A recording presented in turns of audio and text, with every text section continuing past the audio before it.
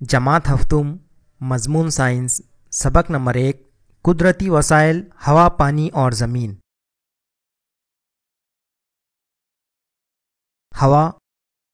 हवा में nitrogen, oxygen, carbon dioxide, 6 गैरामिल गैसें, नाइट्रोजन डाइऑक्साइड, सल्फर डाइऑक्साइड, आबी बुखारात और गर्द के ज़र्रात शामिल होते हैं। पानी, कोई भी जानदार पानी के बगैर जिंदा नहीं रह सकता, इसलिए पानी को जिंदगी कहते हैं। ज़मीन, हैवानात और नबातात के बाकियात, मिट्टी, रेत, कंकर, बड़े पत्थर और चट्टानों से मिलकर ज़मीन बनती है। कुदरती वसाइल। स्क्रीन पर आपको तस्वीर नज़र आ रही है। तस्वीर से ये वाज़े होता है कि कुछ अज्जा आसमान में हैं, कुछ अज्जा पानी में हैं, कुछ अज्जा ज़मीन पर हैं।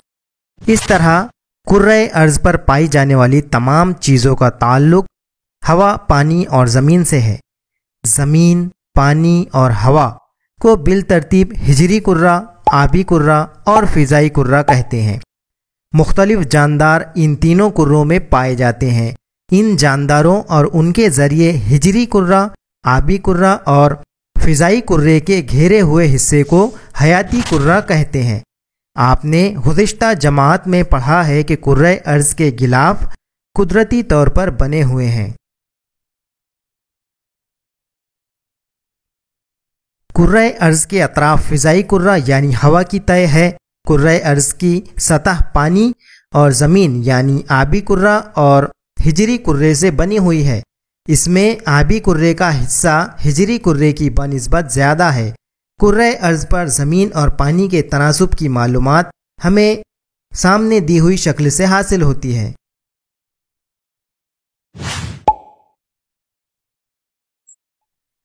कुर्रे अर्ज़ के अतराफ पाए जाने वाले फ़िज़ाई कुर्रे की हवा में नाइट्रोजन, ऑक्सीजन, कार्बन डाइऑक्साइड, 6 गैरामिल गैसें, नाइट्रोजन डाइऑक्साइड, सल्फर डाइऑक्साइड, आबी बुखारात, गर्द के ज़र्रात वगैरह शामिल होते हैं। कुर्रे अव्वल में कुल हवा की तकरीबन 80% हवा होती है, जबकि कुर्रे मुतग़य्यरा में ये तनासुब 19% होता है। कुर्रे वस्ती और कुर्रे अयूनी में ये कम होता जाता है। कुर्रे बैरूनी और उसके आगे हवा नहीं पाई जाती। आप समझ गए होंगे कि हवा कुर्रे अर्ज़ के अतराफ पाया जाने वाला कई गैसों का आमेसा और फ़िज़ाई कुर्रे का एक अहम हिस्सा है। हवा में गैसों के साथ ही गर्द के ज़र्रात, आबी बुखारात भी पाए जाते हैं। सतह ज़मीन के करीब हवा में गैसों का तनासुब ज़्यादा और जैसे जैसे दूर होते जाएं कम होता जाता है। हवा में पाई जाने वाली गैसों के कुछ इस्तेमाल।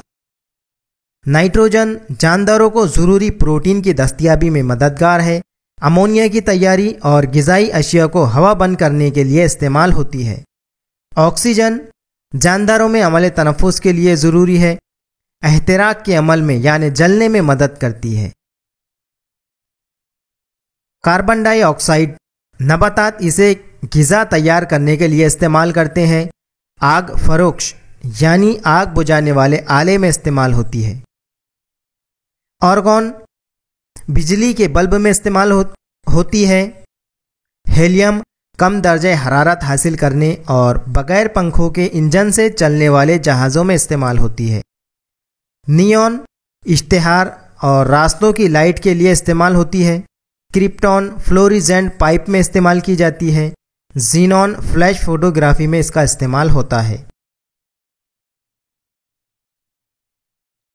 ऊपर दी हुई तमाम तस्वीरों में मुख्तलिफ चीज़ों से धुआं खारिज होता हुआ नज़र आ रहा है। ये धुआं सीधा फ़िज़ाई कुर्रे की हवा में शामिल हो जाता है, जिसकी वजह से हवा के अज्जा का तवाज़ुन बिगड़ता है। इसको हवा की आलूदगी कहते हैं। ईंधन के जलने से हवा में खारिज होने वाले मुज़िर अज्जा nitrogen dioxide, carbon dioxide, carbon monoxide, sulphur dioxide और धुआंसा। फ़िज़ाई कुर्रे के कुर्रे मुतग़य्यरा तह के निचले हिस्से में ओज़ोन O3 की तह पाई जाती है। जानदारों के जिंदा रहने के लिए ओजोन का रास्त इस्तेमाल ना होने के बावजूद کافی اونچائی پر کرۂ ارض کے اطراف اور اوزون کی تہ جانداروں کے لیے بہت اہم ہے۔ سورج سے آنے والی بالائے بنفشی شعاعیں جانداروں کے لیے مضر ہوتی ہیں۔ اوزون کی تہ ان شعاؤں کو جذب کر لیتی ہے، جس کی وجہ سے کرۂ ارض پر جانداروں کی حفاظت ہوتی ہے۔ تبریدی آلات اور ریفریجریٹر وغیرہ میں ہوا کو سرد کرنے کے لیے استعمال ہونے والی کلورو فلورو کاربن اور کاربن ٹیٹرا کلورائڈ گیسیں ہوا میں شامل ہونے سے اوزون کی تہ برباد ہوتی ہے۔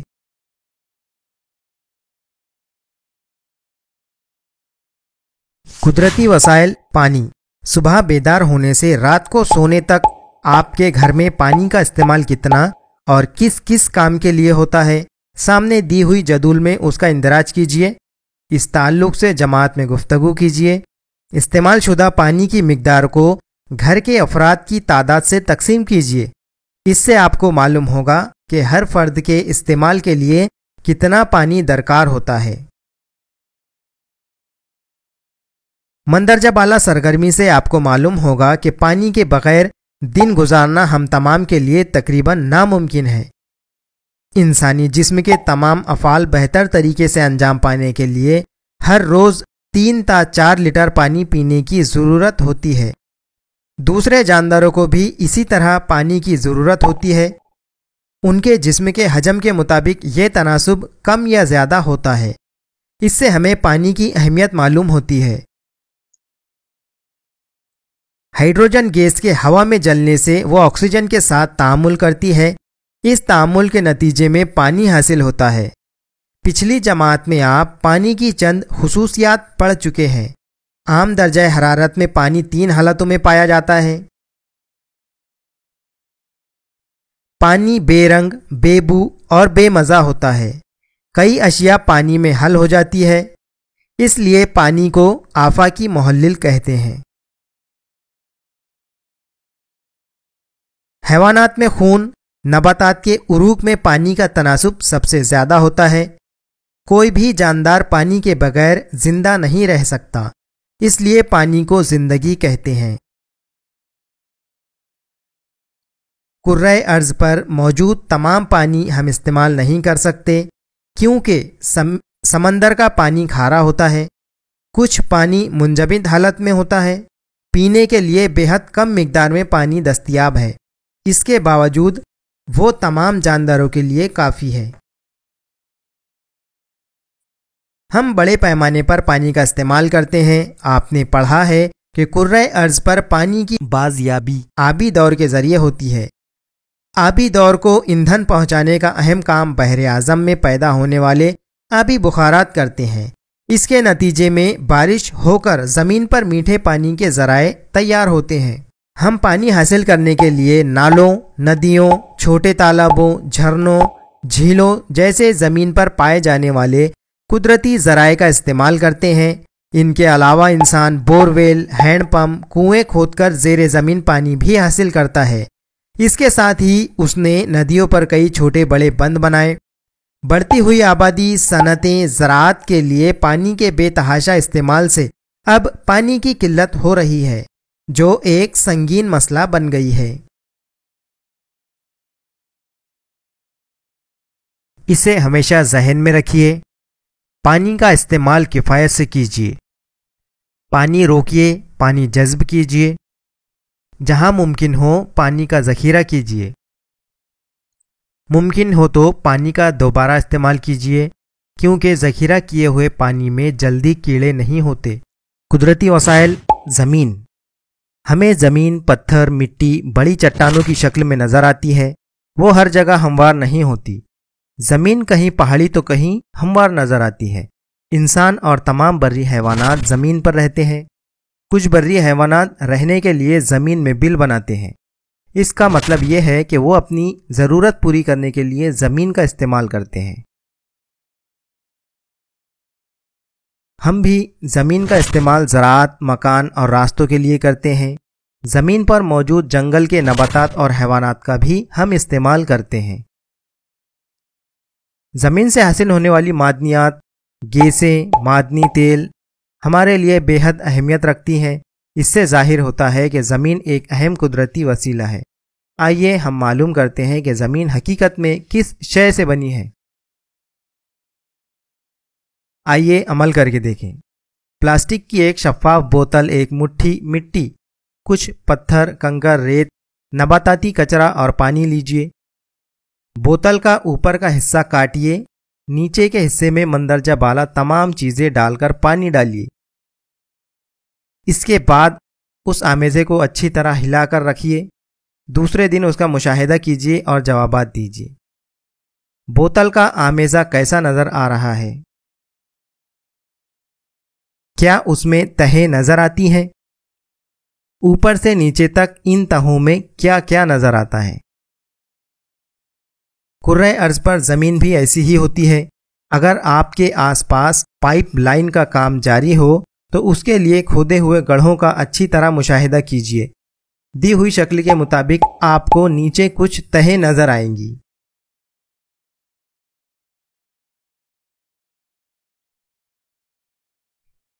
پختہ مٹی کی زمین میں سب سے اوپر کی تہ نباتات اور حیوانات کے باقیات کے سڑنے سے بنتی ہے۔ اس کو رکازی مٹی کہتے ہیں۔ یہ تہ عام طور پر گھنے جنگل میں پائی جاتی ہے۔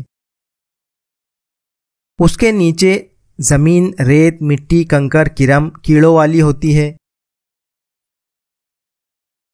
اس کے نیچے کی زمین میں مٹی اور چٹانوں کے ٹکڑے پائے جاتے ہیں۔ یہ مٹی غیر پختہ ہوتی ہے۔ اس کے اور نیچے مٹی کا تناسب کم ہو کر چٹانوں کا تناسب بڑھتا جاتا ہے۔ نمبر 5، یہ تہ چٹانوں سے بنی ہوئی ہوتی ہے۔ مٹی میں پائی جانے والی اہم معدنیات ان چٹانوں سے حاصل ہوتی ہے، اس لیے مختلف علاقوں کی مٹی مختلف ہوتی ہے۔ اس کا رنگ، ساخت چٹانوں کے لحاظ سے ہوتا ہے۔ مٹی تیار ہونے کا عمل۔ زمین پر موجود مٹی قدرتی عمل کے ذریعے بنتی ہے۔ چٹانوں کی جھیج سے مٹی کے لیے غیر حیاتی اجزاء مہیا ہوتے ہیں۔ دھوپ، ہوا، بارش، ان سے پیدا ہونے والی گرمی، سردی اور پانی کی وجہ سے بڑی چٹانوں کے ٹکڑے ہوتے ہیں۔ ان سے کنکر، ریت، مٹی تیار ہوتی ہے۔ ان اجزاء میں خوردبینی جاندار، کرم، کیڑے وغیرہ پائے جاتے ہیں۔ چوہے، گھونس جیسے کترنے والے حیوانات بھی پائے جاتے ہیں۔ زمین پر پائے جانے والے درختوں کی جڑیں بھی چٹانوں کی جھیج میں مدد کرتی ہے۔ مٹی بننے کا عمل سست رفتاری سے مسلسل جاری رہتا ہے۔ پختہ مٹی کی 2.5 سینٹی میٹر موٹی تہ تیار ہونے کے لیے تقریباً 1000 سال درکار ہوتے ہیں۔ سیلاب، آندھی اور کان کنی جیسے کاموں کی وجہ سے مٹی کم عرصے میں ختم ہونے لگتی ہے۔ اس لیے مٹی کی حفاظت کے لیے زمین کی جھیج کو روکنا ضروری ہے۔ اس کے لیے سب سے بہتر طریقہ زمین کو نباتات سے ڈھانکنا ہے۔ گھاس، درخت، جھاڑیوں کو بڑھانے سے زمین کی جھیج میں کمی واقع ہوتی ہے۔ کیا آپ جانتے ہیں خوردبینی جانداروں کے ذریعے مردہ نباتات اور حیوانات کے جسم کا تجزیہ ہو کر، یعنی ان کے سڑنے گلنے سے مٹی پر جو تہ تیار ہوتی ہے اسے ہیومس کہتے ہیں۔ ہیومس زمین کو زرخیز بناتی ہے۔ اسی طرح زرخیز زمین میں ہوا کا گزر ہونے، مٹی میں پانی کو روک کر رکھنے کے لیے ہیومس اہم ہے۔ اچھی زرخیز زمین میں اوپر کی تہ میں ہیومس کا تناسب تقریباً 33% سے 50% ہوتا ہے۔ ایک زمانے میں کرۂ ارض پر ہونے والی اتھل پتھل کی وجہ سے جنگل زمین میں دفن ہو گئے۔ اس کے بعد جانداروں کے باقیات سے زمین میں رکازی ایندھن بننے کا عمل ہوا۔ معدنی تیل جیسے رکازی ایندھن سے ہمیں پیٹرول، ڈیزل، مٹی کا تیل، پیرافن جیسے ایندھن، کول تار، موم جیسی مفید اشیاء حاصل ہوتی ہے۔ کرۂ ارض پر زمین، پانی اور ہوا کا استعمال جانداروں کے لیے ہوتا رہتا ہے۔ انسان بھی ان اجزاء کا وسائل کے طور پر استعمال کرتا ہے۔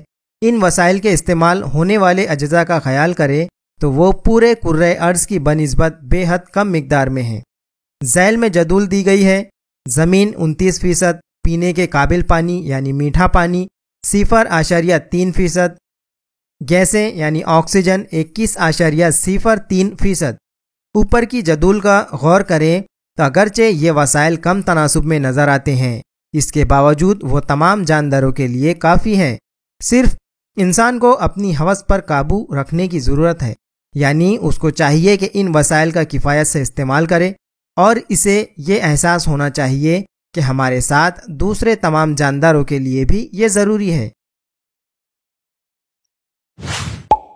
کون کیا کرتا ہے؟ بھارتی بر صغیر کے موسمیات کا مطالعہ کرنے کے لیے 1875 میں بھارتی ادارہ موسمیات قائم کیا گیا۔ یہ ادارہ آب و ہوا کا مشاہدہ کر کے موسموں کے تعلق سے پیش قیاسی کا اہم کام کرتا ہے۔ اس کے علاوہ موسموں کے بدلنے کے تعلق سے تحقیق، بارش کا اندازہ، بین الاقوامی درجہ حرارت کے بڑھنے کے تعلق سے مشاہدہ وغیرہ اس ادارے میں کیا جاتا ہے۔ ہم نے کیا سیکھا؟ جانداروں کی بنیادی ضرورتیں پوری کرنے اور قدرت سے حاصل ہونے والے اجزاء کو قدرتی وسائل کہتے ہیں۔ ہوا، پانی اور زمین اہم قدرتی وسائل ہیں۔ زمین اور مٹی ایک نہیں ہیں، ان میں فرق ہے۔ مٹی میں حیاتی اور غیر حیاتی اجزاء ہوتے ہیں۔ ہوا میں نائٹروجن، آکسیجن، کاربن ڈائی آکسائڈ، غیر عامل گیسیں، آبی بخارات، گرد کے ذرات جیسے ان گنت اجزاء پائے جاتے ہیں۔ اوزون کی تہ کرۂ ارض کا حفاظتی غلاف ہے۔ قدرتی وسائل کو احتیاط اور کفایت سے استعمال کرنا چاہیے۔